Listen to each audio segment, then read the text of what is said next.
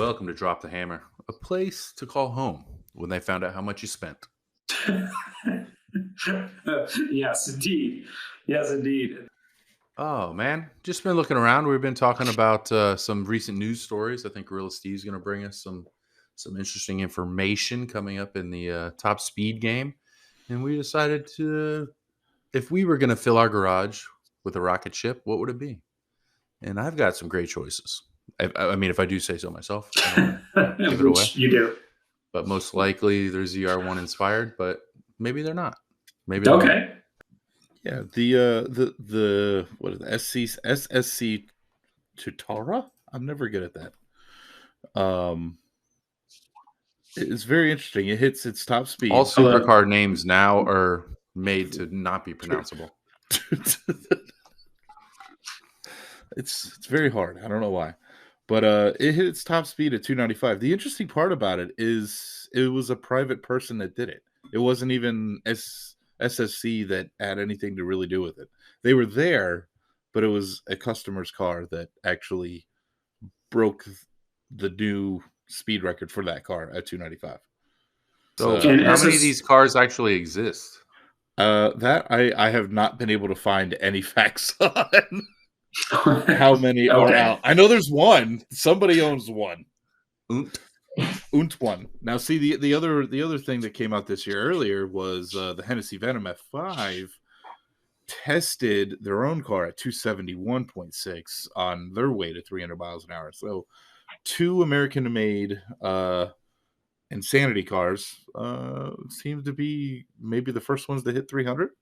Maybe production 300. But we were going like 230 in the 90s. Yeah. Mm-hmm. And now the 90s is a long time ago. Right. Yeah, but that was also, it was a lot sketchier back then, I feel. Do these cars have any restrictions of any kind? Is there EPA restrictions? Are they built to any kind of carb requirements? Anything at all? When they have such small manufacturing numbers, does any of that even matter? My understanding is some of the cars are not to be sold in California. So that answers that question. I mean, yeah, but you can't even sell a dishwasher. There's that. I mean, that's correct. Apologies every electrical appliance I had. Yeah.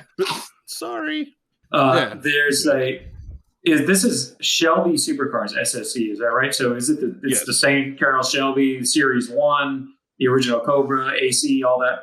Yeah, so it's that sort of. I know that I think they went under the SSC to kind of hide the whole Shelby thing, but for those that know, they know that it's a Shelby backed car and everything along those lines, but it's a little bit more technologically advanced. Obviously, it's very interesting how it comes together because some of it is actually crowdsourced.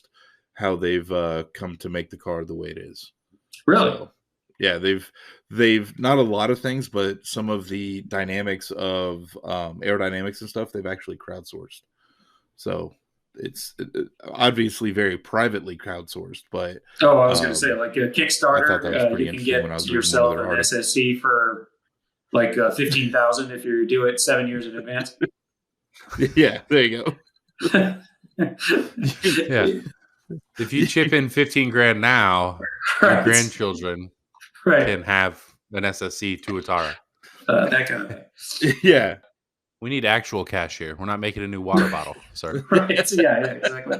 Oh, okay. My bad. Yeah. Sorry. Versus Hennessey, right? Those kind of famous. These are two famous royalty names in the world of American speed. Yes, very much so. And Hennessey, I mean, you follow him on Instagram or you follow Hennessey cars on Instagram or whatever. I don't think they make anything for under 1,000 horsepower now. You want a Jeep that has 6 wheels and does 6-wheel burnouts? Okay, we got you. No problem. Yeah. We'll mail that out tomorrow. Just drop that big check in the bank account and we'll have a great day. The answer is everything's better with 1,000 horsepower. Yeah, even Miata. Yeah, Miata's the answer to everything, and 1,000 horsepower Miata is the answer. Sounds like the answer best to the thing ever. universe. Sounds like the best thing ever. That's the straight like Curly from City Slickers 1, right? This is like that's that. It's 1,000 horsepower. Yeah. The one thing. Yeah, the one thing. That one thing. Well, that's pretty awesome. What is the sticker price? What is it? What's the cost of admission for 300 miles an hour? The SSC, I have not there been yet. able. $295. Yeah, I don't know the SSC has released anything along those lines. I know I looked it up. I didn't see anything that I could find of an actual price for that. The Hennessey, roughly $2 million, I think. This is right where we're at. Wow.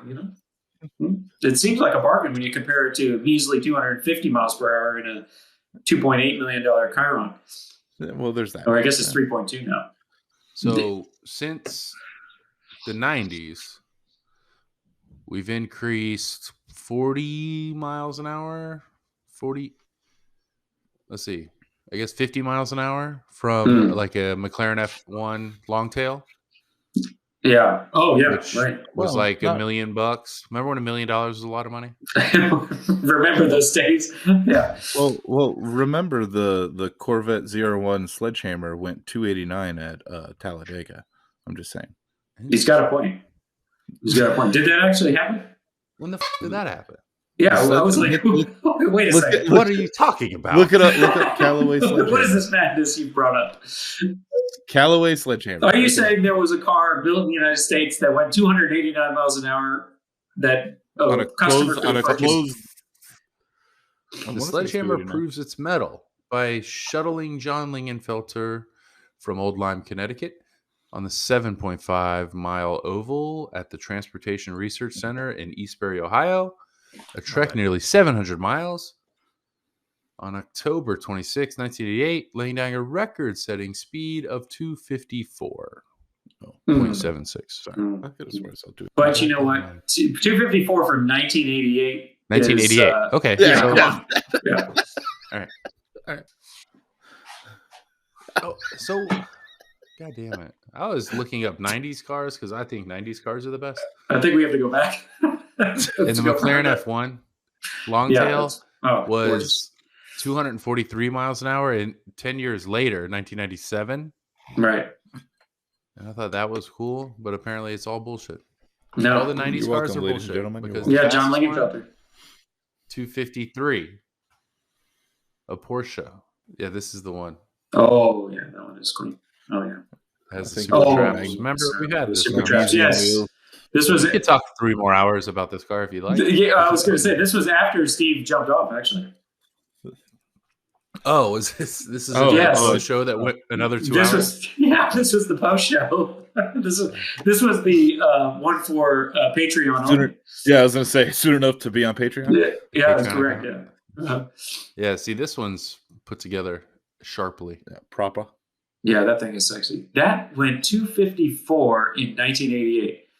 And it sold at Scottsdale in 2004 for $221,000. Goddamn bargain, sir. Dude, that is a bargain of all bargains. Again, even in the top speed, highest realm of performance, the C4 still reigns supreme. How is this possible? I don't know. It's the best car ever made, sir. Clearly. In only some ways, but not interior fit and finish, but everything else. What is speed inflation? Let's talk about that figure for a second. That's what I'm trying to figure out here in a second.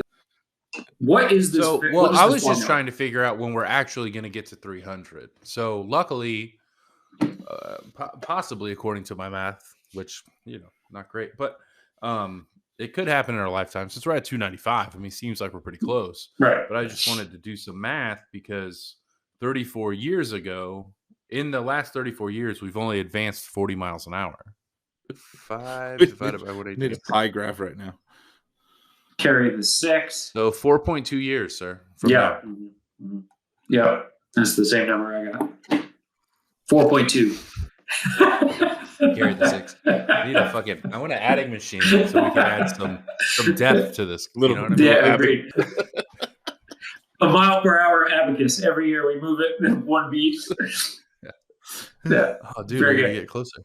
Yeah, we should set a timer. So I'll set a timer. Like it'll be like, what do you think? 4.5 years from now. 4.2 years. Oh, it's like the doomsday clock. Yeah, exactly. Oh, we're gonna hit 300 miles an hour.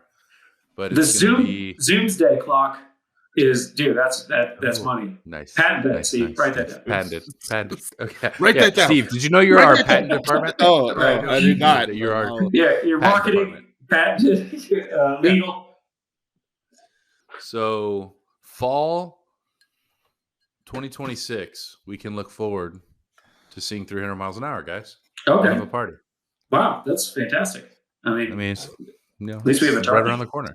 I'm just saying. I don't know. I guess I am a Florida man at heart. So hold my beer, dude. Like, what are we waiting for? Right. Yeah. Right. Yeah. I have a feeling we can strap rockets to a C4 Corvette and bypass this. That's what I'm saying. If you get diagnosed with some shit that we don't feel like paying for, right, we're gonna put you like to the moon, dude. All right. So top speed cars. All right. So if you were building a garage, a top speed garage, yes, a car to take out and run, where does your head go? Okay. Because Matt said he's in a bargain shopping mood this week. I was. So I like to hear what Gorilla Steve has. What Gorilla Steve's pick is going to be. He's going to blow $2 million on an SSC Tuatara. You got to buy a car you can pronounce. The Lizard Wind. That's the rule. The Lizard Wind. A McLaren P1. I think that's what Tuatara means. It's a wizard sleeve. Yeah, wizard sleeve. I'll go with the McLaren P1 if we're going to go that way. Oh, you had big money. Well, yeah. There's that one that went for 1.67. So, all right. And what is the top speed of a P1 recorded? I want to say it's 256 or something like that. 260. I think it's in the 250, 260 range. You know what, Steve? I asked for facts. Okay? God damn it, Steve. When I come to you and I say, let's go to Steve, I say, there's going to be facts here. This man is all about facts. Facts, Steve. Don't you? FAX, not FACT. Yeah. I mean, it's pretty serious. We got that wrong. It was. Oh, I reread it. It said FAX. Oh, boy. You picked a loser, Gorilla Steve. I didn't say that it was going to win. I just said it's 217 miles an hour. Not is it not only going to win. It's gonna, it's gonna get trounced pretty well. But I mean, let's look at the overall package though. Not only is it fast, and I want a car that goes over 200 miles per hour, but also has some style and some panache, right? You can make to Steve's point, you can make a C4 go 200 miles an hour. Well, but it'd be the most beautiful thing you've ever seen. Okay. Debatable. But I love the car. I'm just saying that perhaps there are cars out there that carry the panache from the factory. Right. That go along with that top speed. It does a lot of things very well. Does it do everything great? No, but it does a lot of things very well. Yeah, it does. It looks like a spaceship too, and I like that. Yeah. So what do you have, Jay? What's your? Ooh. See, I go old school, and so. Do you know how to say "shoe buddy" in German? No. Shoe buddy. Oh my! The 962 CR. Yeah. That's that Porsche that they remade into a street version of the Le Mans racing car. Yes. Oh, brother, you found something special here. Yeah. Oh, so beautiful. Yeah, that is a pretty badass car. Oh, that's pretty awesome. In the 90s, 230 plus miles an hour. With that, look at that. Look how crazy that is. That's pretty cool. I do like that. It wraps in the old 1980s 911. Yeah. That's pretty cool. 1.5 to 1.9, depending. But okay. This article's like 3 years old, so it's probably $9 million now. Relative bargain, though. I mean, for the rarity, is this one of one? No, I think there's a total like 5 or 6 that made it out. I don't There's know how many 6 are still total. alive There today. were at one time. But I remember reading up on this before. Oh, 1 of 6. Good job, Steve. You got this fact right on the number there. Fucking nailed it, son. Man, see, I told you. Steve facts. Gorillas facts. Good. Steve. Okay. Even a blind I squirrel picked can find something another else that's a little slower. That's in the same family. Can I comment one more time on this though? Is it? Okay. Does it look like an Ultima to you? Yes, an Ultima. Yes. Okay. I think the facts are that the Ultima looks like this, right? Well, yes. I mean, if that you would look be at true. a timeline, Right. Yeah. I believe the chicken came before the egg. Good point. Yes, good point. So the next choice, which I'm going to need your guys' help on, because I called the number at the bottom of the screen, and you can still buy this. The Panos Museum is temporarily closed. Oh, that's unfortunate. Yeah, it is. Dude, for real, that car's up for sale? So in 2015, they started remaking them. I don't think anybody bought any. I didn't know it was a thing. Otherwise, I would have put my name on it. But, they remade them at a price of $890,000. I need a moment. That's the Green Ghost. Dude, so in 2015 dollars, $890,000. 1.6, 1.7 now. Low inflation because nobody loves them except the people on this phone call currently. Mm-hmm. Agreed. Right. This has a lot of panache, but Maddie, correct me if I'm wrong. I think me and you watched one of these burn to the ground from the crow's nest. We did. Yes, we did. Okay. Yeah, and I believe that's the reason why the value may. Although that should help the value actually, because every time one went out on track, there was one less. Yeah, exactly. Once you left the road, it was over. There's a good chance. I mean, it was a face only a mother to could be love. fair, though, the car was stupid fast for what it was. It was actually a pretty damn good race car for what it was. Oh, dude! And if I'm not mistaken, it was one of the only, except for that Nissan that came later, but it was one of the only rear-wheel drive front engine prototypes. Oh yeah, like ever. Yeah. Like, right. Since other than the open, other than the other open top panos, it's the only right. one. So in your email, you will find a letter that I just need your signature, routing number. Okay. All right. Got it. Find everything I have right now over this. Oh, very good. Yeah, just your routing number and that kind of information, and then we'll get this thing on the way. Oh man, Capital One points coming in hard. Yeah. You've seen my nice new garage floor, right? This would look perfect. Oh, dude, the gold color too. I really like the gold one. Yeah, that is sexy. Is it gold or green? I don't know. I'm colorblind. It's like I say gold. It's okay. Hey, what color is that? Asking me. It's funny every time. Everyone else is. Hey Jay, should we cut the brown wire or the red wire? Which red? Oh, yeah. Bomb disposal, not in Jay's future in high school. All right. So one more top speed pick for me because I do need some sort of ZR1 flavor in my life. Oh, I thought this was it. Okay.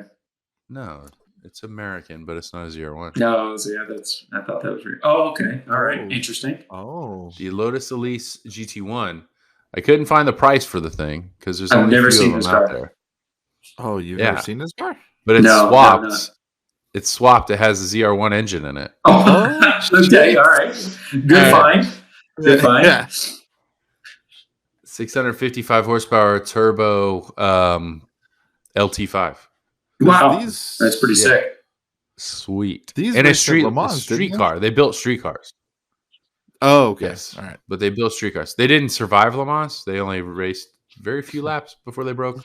But first 20 that's laps, not the point of the story. Okay, I got you. Roger that. So, but I just had to get some ZR1 flavor in, and then well done. That was a sneaky Pete. I like how you did that.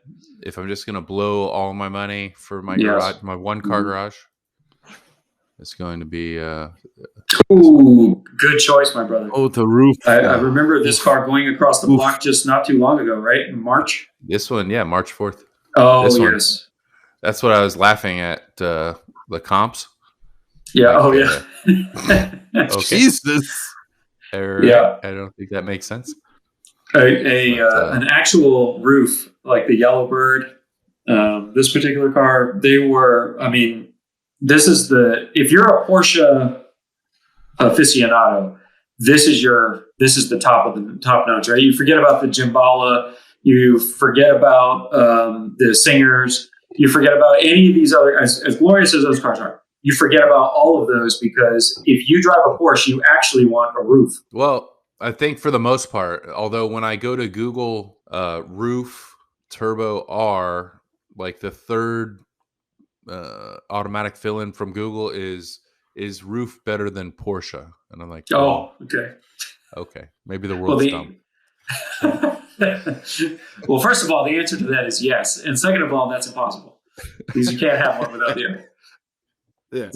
But well, this was also Gran Turismo 2 pinnacle of everything. I think that's where we get our correct. It's where all the inspiration comes glorious. from. Yeah, exactly. Like I like a roof CTR, but this Turbo R is oof. Oh man, that Turbo R is beautiful. That color too, right? Yeah.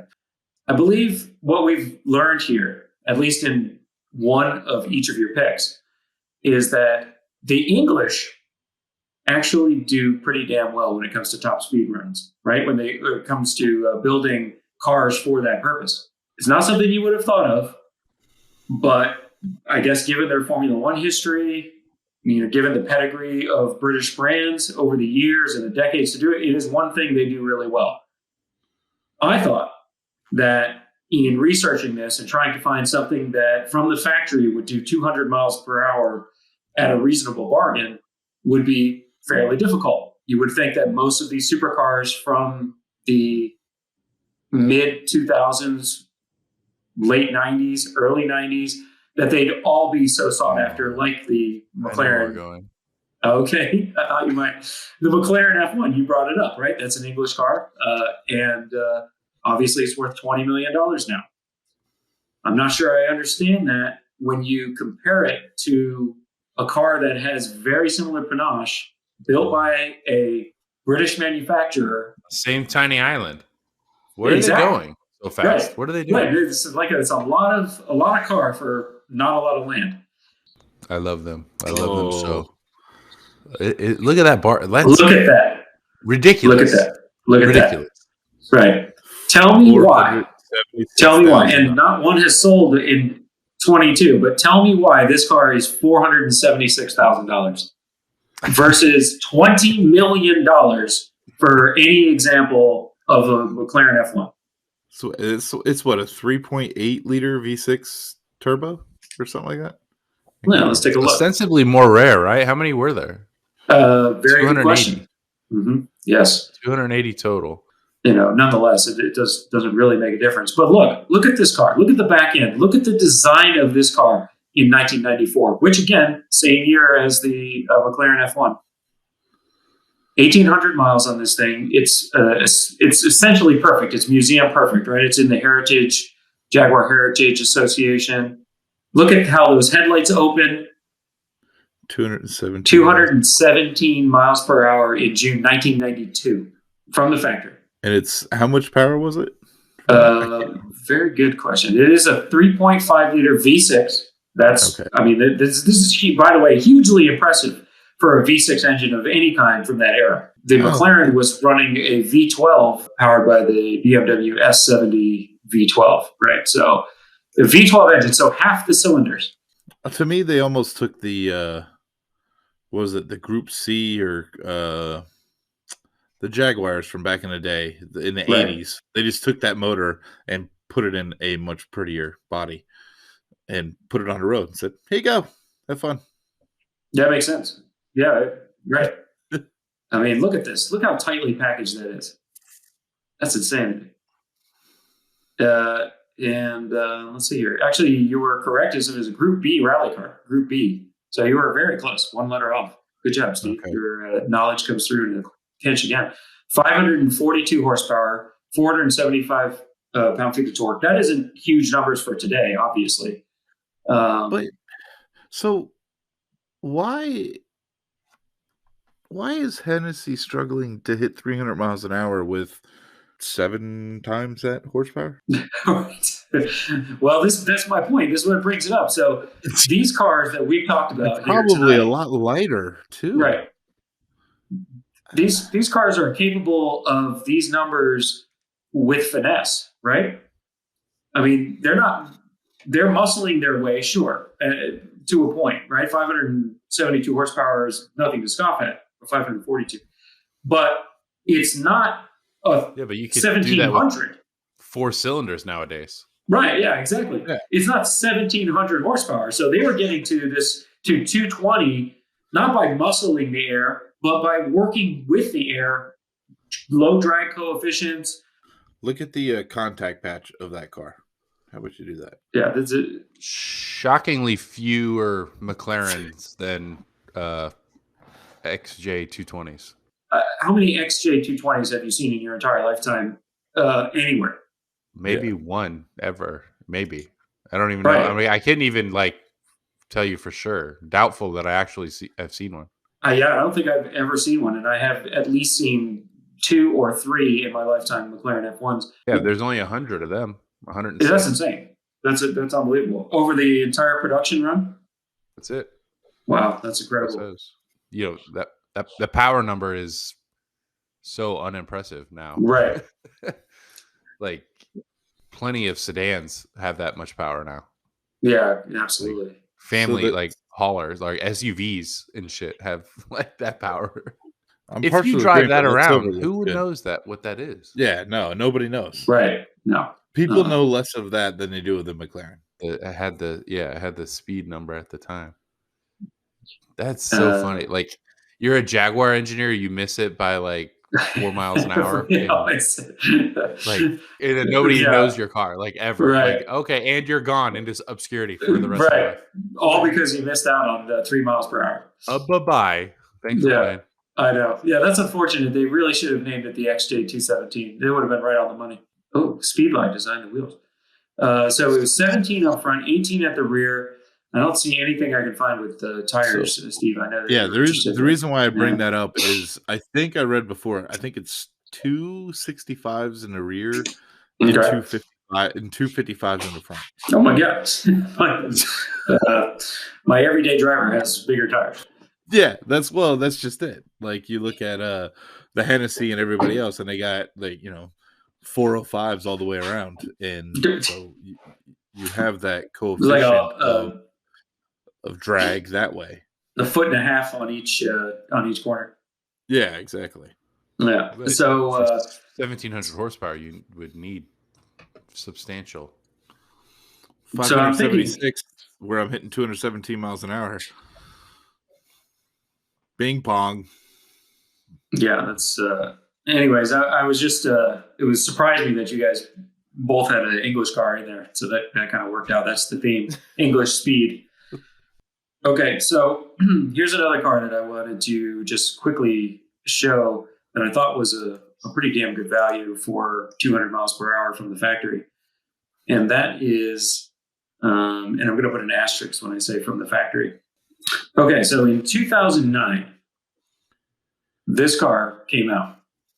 Okay. And I feel like as far as top speed is concerned, it was underappreciated because we always talk about the acceleration of this car and how it was a Ferrari killer and Lambo killer of the time. Obviously now, right. Everybody's tuning everything up to go faster, but still, if you tune these, they're still very competitive. But at the time, this was capable of 200 miles per hour with just the slightest of modifications.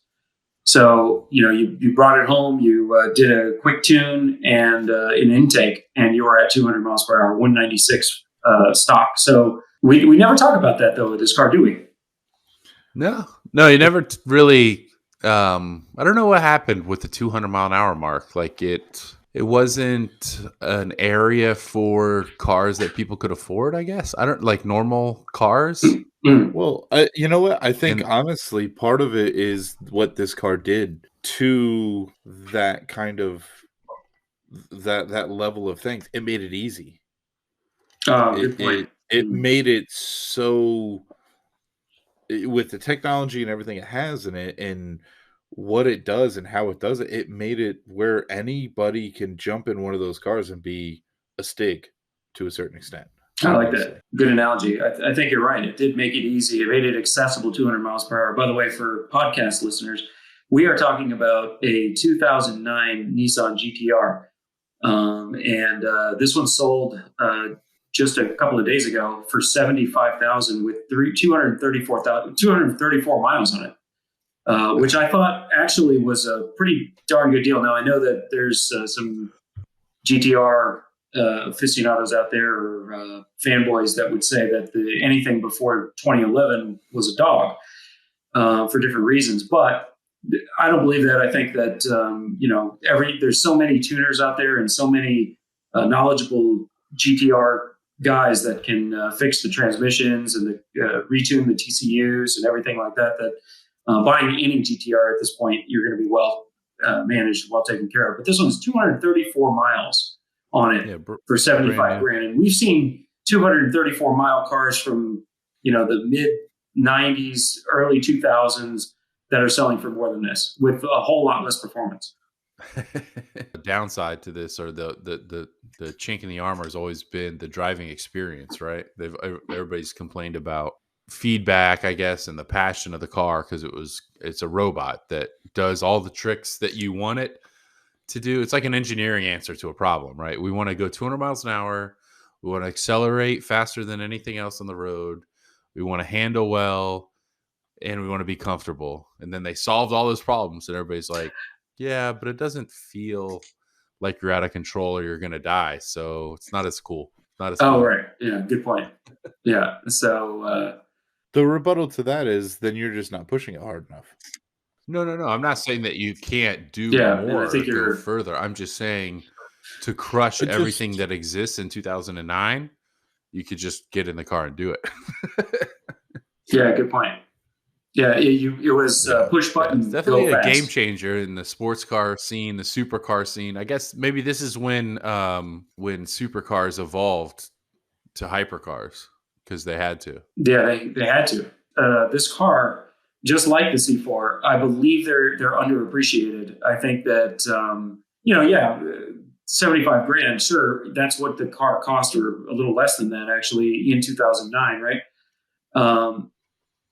So nobody's lost money here, but I would think that a car of this pedigree, this condition, it says it's modified, but I'm sure that's fairly light by looking at it. It's certainly not it's not been beaten on. It was 234 miles, right? So how many modifications could you have done? Name another car that can do what that does for that money. Yeah, that car is a monster. 15 miles $1, dude. 15 miles $1. I like that. This was my C4 for you guys. This was my ZR1 for you guys, because I do believe that this belongs in that same category as the ZR1 C4. In what it did for motoring and for enthusiasts. After it was introduced. I like it might. Yeah, the early cars are about 80. Any other thoughts before we wrap up the 200 mile per hour? I'm definitely gonna try to figure this out here in a second. I like your information. That's pretty good. Yeah, let me go ahead and share. Very nice. Well done. Steve, you have an interesting addition to the show to wrap the night up. All right. Ooh, yeah. What the hell is that? All right. So we have two different. So we have two different spins. So first one is the category that we have to buy.